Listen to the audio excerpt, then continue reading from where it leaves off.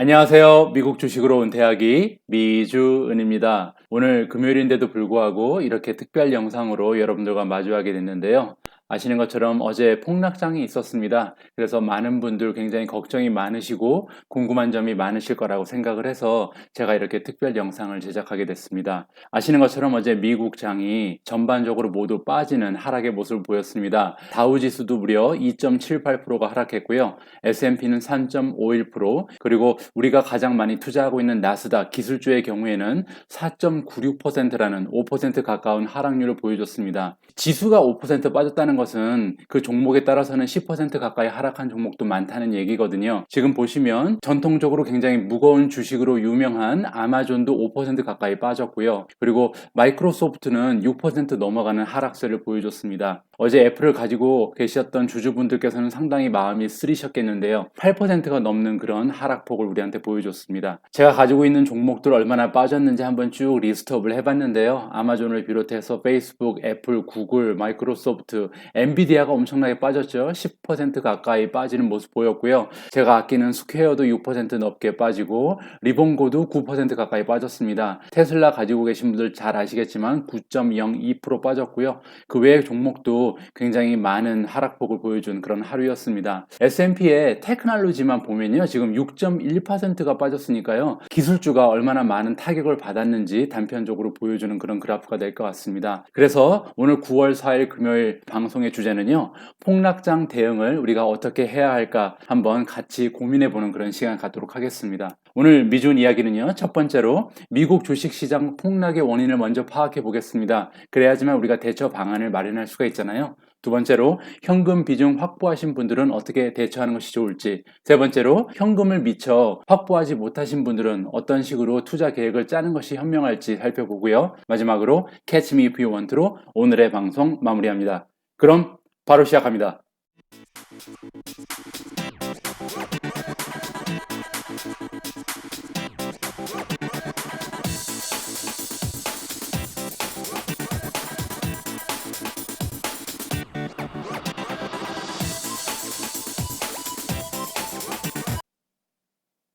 자, 첫 번째 챕터로 바로 넘어가도록 하겠습니다. 미국 주식시장 폭락의 원인을 먼저 살펴보겠습니다. 우리가 폭락의 원인이 뭔지 알아야 앞으로도 얼마나 이 폭락장이 지속될 것인지, 그리고 어느 정도 깊숙하게 이 폭락이 이어질지를 예상을 해볼 수가 있잖아요. 그래서 폭락의 원인을 한번 살펴보겠습니다. 먼저 우리가 미국 폭락장의 원인으로 유추해 볼 수 있는 그런 리스트업을 한번 해보는 게 중요할 것 같은데요. 첫 번째로 미국 달러 지수 변동을 살펴보는 것이 중요할 것 같습니다. 두 번째로 연준이 금리 정책에 어떤 변화를 줬는지, 세 번째로 바이러스가 확산돼서 2차 록다운의 그런 가능성이 열려 있는지, 마지막으로 실업률에 어떤 커다란 변화가 있었는지, 이렇게 네 가지 가장 우리가 쉽게 예상할 만한 그런 폭락장의 원인을 체크해 보도록 하겠습니다. 먼저 미국 달러의 지수 변동을 살펴보면요, 지금 보시는 것처럼 지난 한 달 동안 미국 달러는요, 전반적으로 올라갔다 내려갔다를 반복하는 그런 모습을 보여줬습니다. 어제 같은 경우 지금 92.8로 미국 달러 지수가 마감을 했거든요. 어떻게 보면 지난 한 달 동안 보여준 변동의 중간 정도 지금 와 있는 지수이기 때문에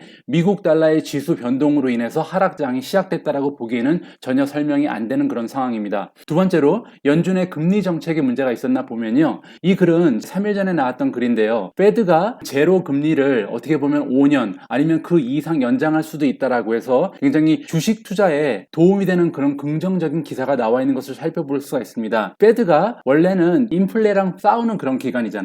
인플레를 2%라고 목표를 정해놓고 만약에 그 인플레이션이 2% 이상으로 올라가면은 그 금리를 변동함으로써 인플레를 잡아주는 그런 역할을 하고 있었는데, 지난주에 페드가 발표한 내용에 따르면 이 2%를 평균 인플레를 이용하겠다, 그러니까 2%가 넘었다고 해서 바로 금리 조정이 들어가는 것이 아니고요, 인플레이션이 2%가 넘어도 용납하겠다라는 그런 언급을 한 바가 있습니다. 따라서 연준의 금리 정책은 지금 주가 변동에 굉장히 긍정적인 역할을 하고 있다고 봐야 돼요. 따라서 연준은 이번 하락에 아무런 관계가 없다고 우리가 정의를 내릴 수가 있습니다. 다음은요, 바이러스의 확산 그리고 2차 록다운이 혹시 시작됐는지를 살펴봐야 되는데요, 지금 보시면 왼쪽 그래프는 데일리 뉴 케이스, 매일매일 미국 쪽에 있는 확진자 수가 어떤 변화를 일으키고 있는지를 보는 그런 차트입니다. 보시는 것처럼 지금 7월 중순에 피크에 이르렀다가 계속해서 하락하는 모습을 보이고 있잖아요. 최근에 1주 동안도 마찬가지의 모습이었습니다. 그리고 데일리 데스, 바이러스로 인해서 사망자가 얼마나 변동이 있는지를 살펴봐 봐도요,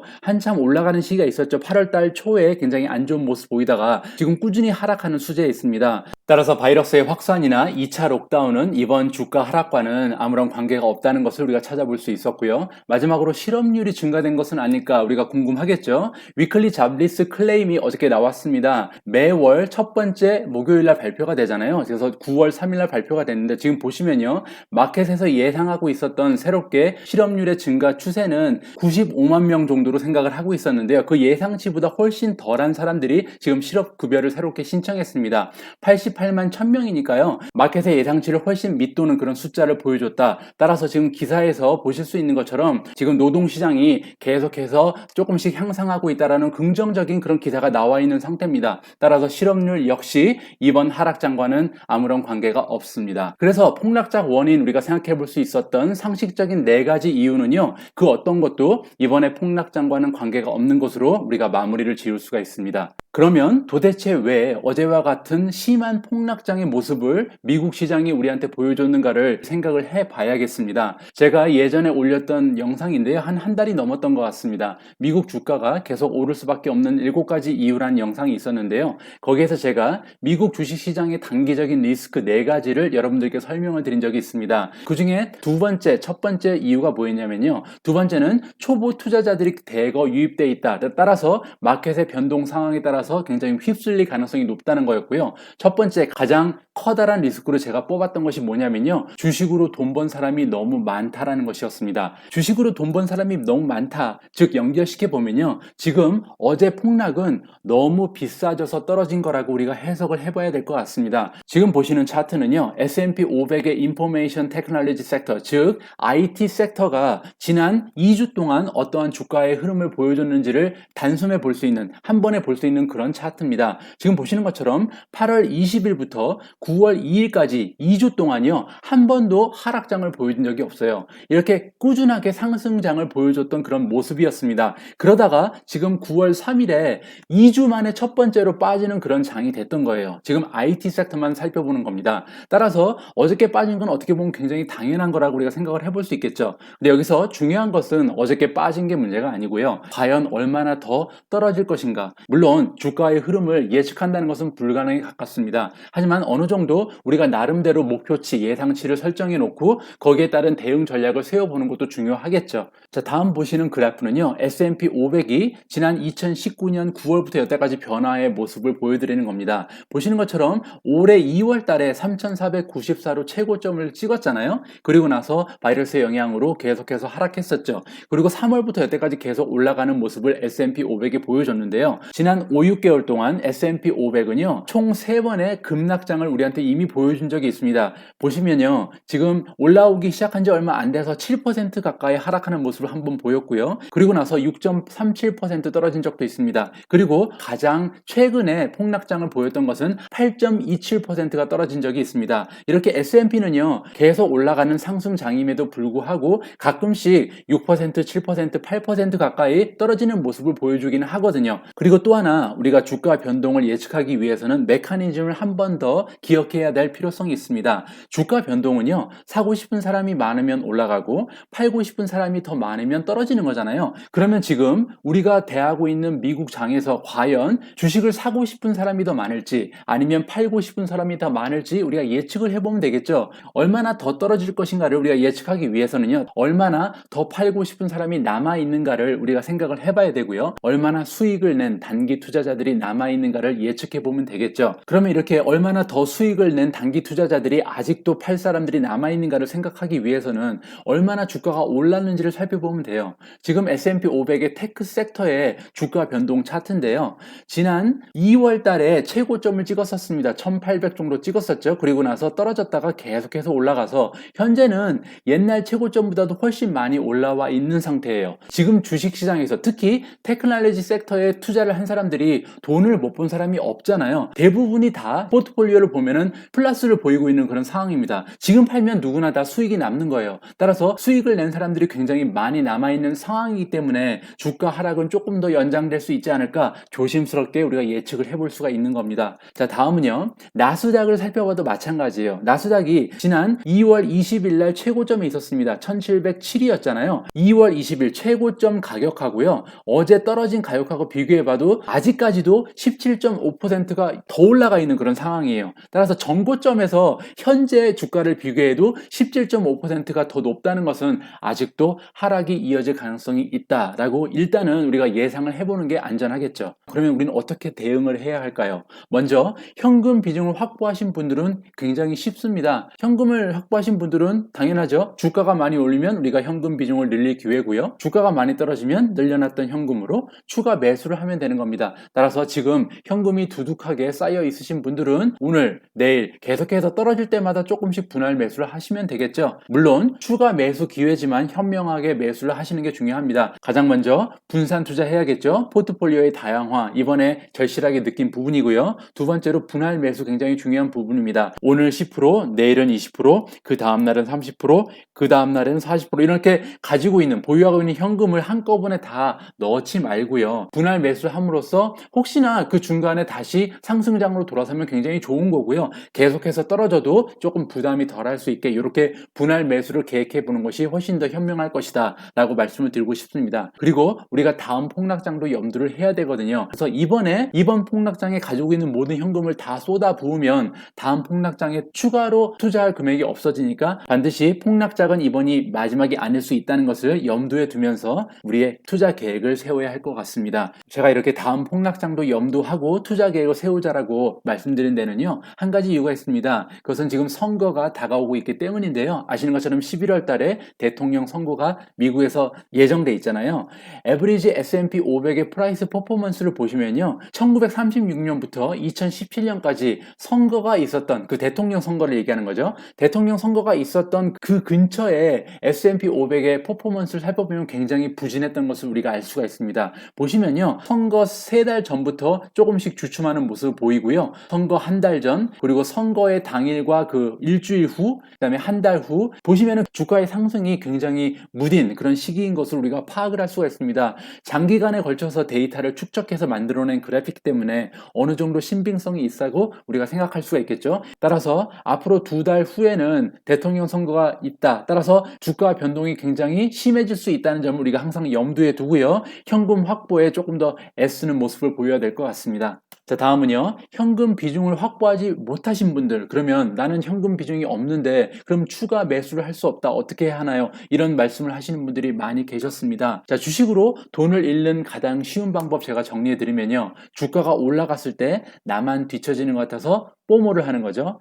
꼭대기에서 사고, 그리고 주가가 폭락하면 더 떨어질까봐 무서워서 팔고, 이렇게 두 가지를 하면 주식으로 절대 돈을 딸 수 없다라고 저는 생각을 하거든요. 따라서 이 반대로 해야 되는데, 문제는 지금 주가가 떨어지고 있는데 추가로 매수하실 현금을 가지고 있지 않는 거잖아요. 따라서 지금 할 수 있는 것은 사실 기다리는 것밖에 없습니다. 그런데 그 기다림이 굉장히 힘들 수가 있어요. 주가가 지금처럼 뭐 5%, 6% 떨어지는 것이 아니고요. 10%, 15%, 20%까지 떨어질 수도 있거든요. 그리고 하루 이틀에 끝나는 것도 아니고 이게 일주일, 2주일까지도 갈 수 있단 말이에요. 그러면 이렇게 10% 넘는 하락, 그리고 3, 4일을 넘어가는 장기전으로 돌입할 때 그 스트레스가 엄청날 거 아니에요. 그래서 만약에 여러분들이 스트레스가 너무 심하실 경우, 그리고 초보 투자자로서 아직 마음의 준비가 잘 안 되신 분들은 다음과 같은 제안을 드려봅니다. 현금 보유량이 없어서 너무 힘드신 경우에는요, 다음과 같은 액션을 취해보시는 것도 괜찮을 것 같아요. 제가 드리는 어드바이스는요,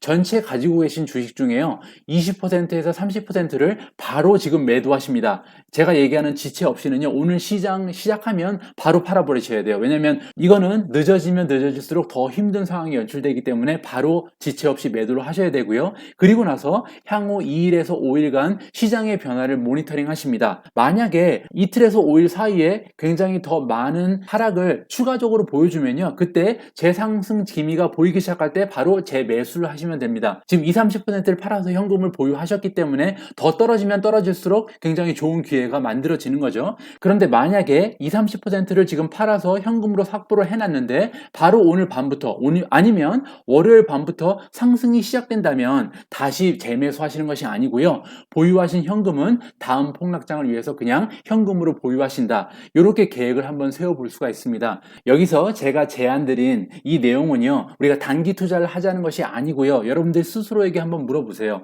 내가 이렇게 급격한 하락장을 견뎌낼 자신이 있는가? 내가 이렇게 10%, 20% 떨어졌을 때 나중에 가서 팔 그런 가능성은 없는가? 우리가 투자를 하는 것은 다 자산을 증가시킴으로써 행복한 인생을 창출하기 위함인데, 만약에 주식 투자로 인해서 하루하루가 너무 힘들고 고통스럽다면 그런 식으로 투자를 하는 것은 건강하지가 않습니다. 따라서 그런 식으로 조금 스트레스가 너무 심하실 경우에는 현금 보유량이 없으시고 힘드신 경우 이러한 방법, 이러한 전략을 한번 세워보시는 것도 나쁘지 않을 거라고 생각이 들고요. 자, 오늘 영상도 Catch Me If You Want To로 마무리하겠습니다. 자, Catch Me If You Want To에서는요, 이번 폭락장이 저에게 안겨준 다시 한번 되새김해야 되는 교훈들을 나열해 봤습니다. 첫 번째로요, 현금 비중의 중요성을 다시 한번 느끼게 됐습니다. 저 스스로도 계속해서 투자 금액을 늘려나가면서 50%가 40%가 되고 40%가 30%가 되고 이렇게 계속해서 줄어드는 모습을 여러분들께 제가 포트폴리오를 공개하면서 보여드렸잖아요. 현금 비중은 확실히 중요한 부분이고요. 특히 지금처럼 시장이 불안한 경우에는 이 현금 비중 반드시 나와의 약속을 지켜야겠다. 다시 한번 제 자신을 채찍질하는 그런 계기가 되었고요.